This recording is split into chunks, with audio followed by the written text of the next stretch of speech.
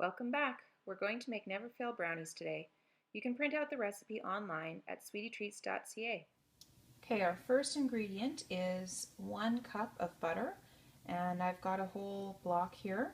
And you can see on the package that it's got measurements on the side, so you don't actually have to do anything more than just cut it. So I'm going to cut 1 cup worth of flour, and that is half of the block. And it helps if it's all room temperature, and if you don't have room temperature, you can always stick it in the microwave for a few seconds. Just try not to melt it. It does actually change the consistency of the batter. Okay, our next ingredient is sugar, white sugar, and we need 2 cups of that. Just put it into your mixer with the butter. Okay, now we've got our butter and our sugar in our mixing bowl, and we're just going to mix it up right now. You want it to be consistent, and everything needs to be put in.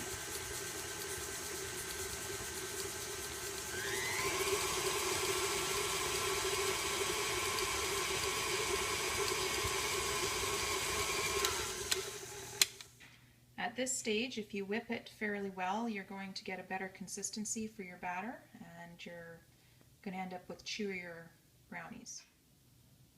Okay, now you need to add 3 eggs to your batter.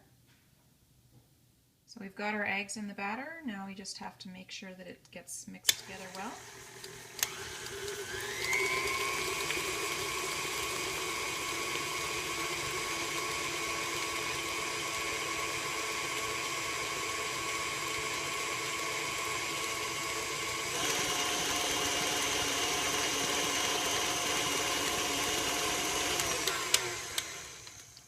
Usually at this point, I'll take a spatula and I'll scrape the sides down before I add the next ingredients.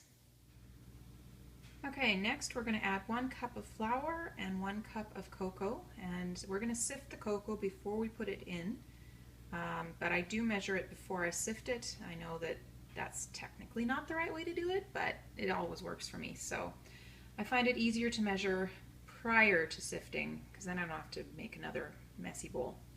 So I'm going to add these to my mix.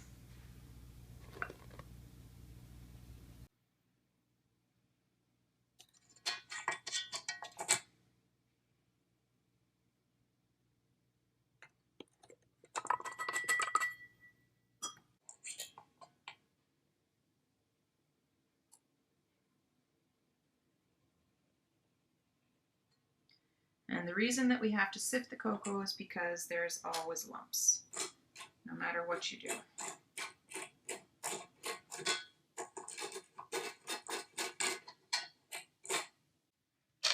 So once that's in, I'll put that down.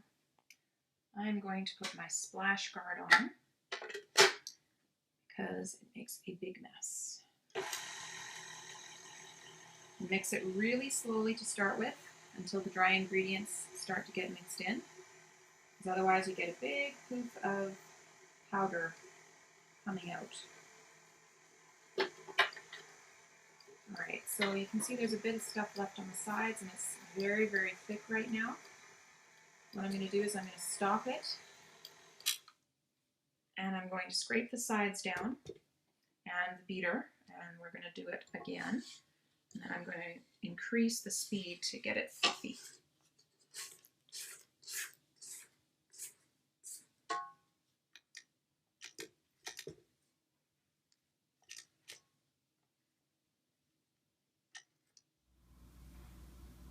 At this point, our batter is just about done. We've got very, very thick batter. I don't know if you can tell, but that's the way it's supposed to be. So what we're going to do is we're going to beat it really well so that we get little pockets of air in it, because that will help it to bake up nice and fluffy.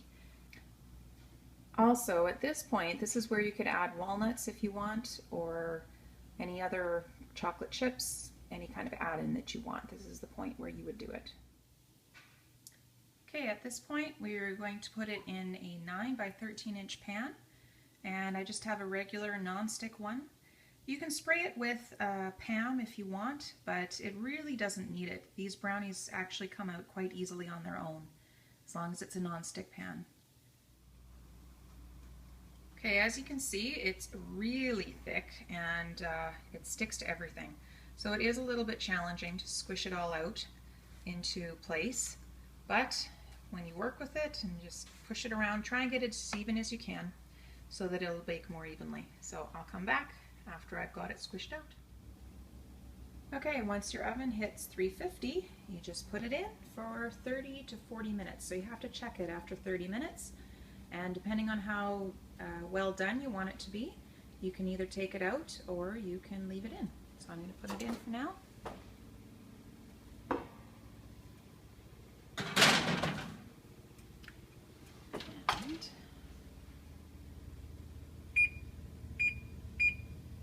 And there we go, 30 minutes. I hope this tutorial has helped you bake your own delicious brownies. Remember to visit us at sweetietreats.ca for more mouth-watering recipes. See you next time, and we'll help you bake delicious.